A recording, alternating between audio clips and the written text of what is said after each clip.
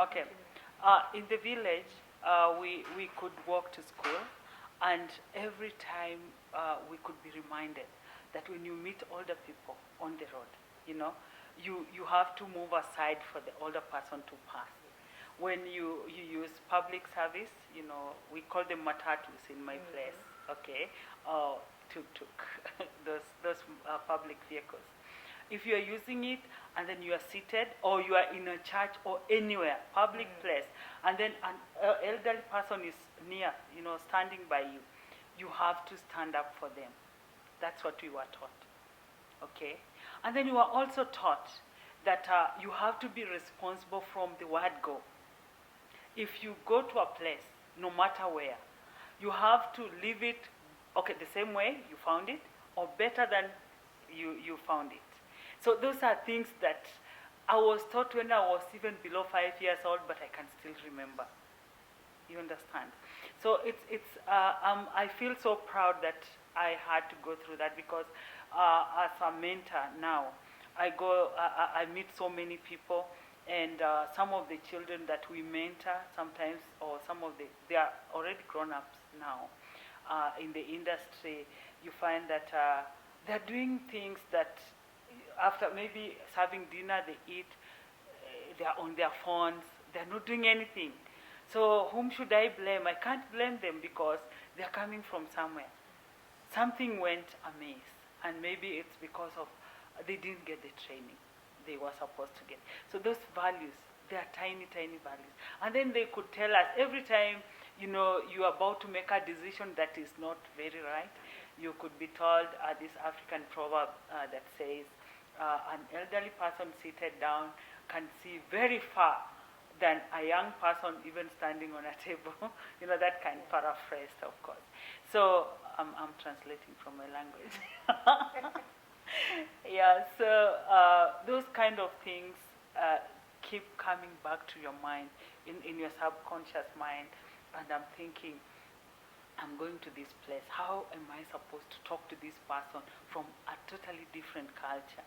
Someone that I don't know what, you know, some of them could be using harsh words, some of them could be just having their own lifestyle. How can I enter into their lives and still maintain my values, and at the same time communicate what has brought me around? So it's something that that I'm proud of, the things that I was taught.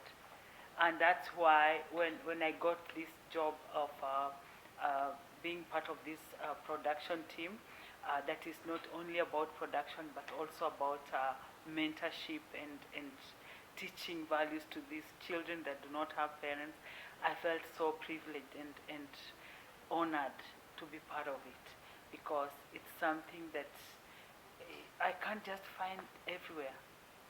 Okay, so I really appreciate it.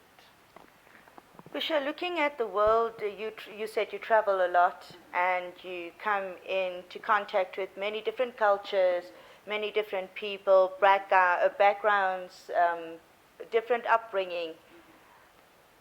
Busha, what is the one thing that stands out for you in terms of children treating parents or treating their elderly? What is the one thing that has really stood out for you?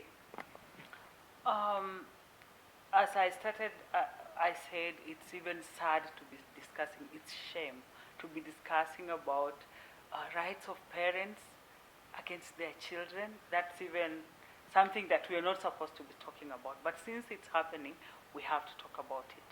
And what I've seen is that, you know, parents become helpless. You know, as God created us, and gave us responsibilities as parents, He has given you what it takes. The Bible says, to whom much is given, much is required. So He has prepared you already as a parent. He prepared you knowing that you will take up this responsibility. Actually, you are a steward. These children belong to God. And God counts on you as a parent to be able to do what He has commissioned you to do, to bring the children up in His ways. And when they grow up, they will not forget. But the problem is, if the children the parents are not given this opportunity, then they don't have anywhere to practice it. Then the children will grow up and later on they will just become unruly. So as a country or as countries, as the governments, we have to come up with workable ways to help our children.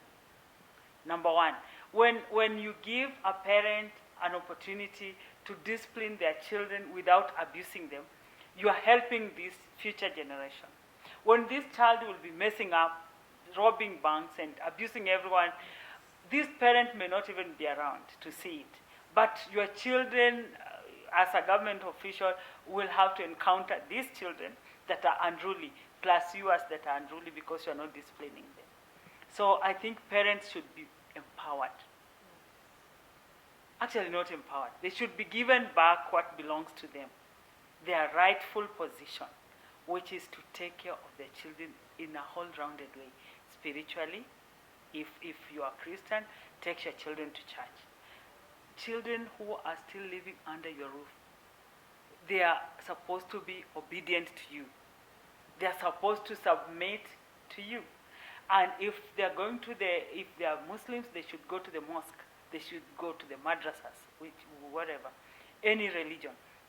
But the bottom line is, parents should be the ones to lead, not the children to lead. That is basically what is happening in most countries, whereby you find parents are scared even of disciplining their children because they will be arrested. It's the children leading.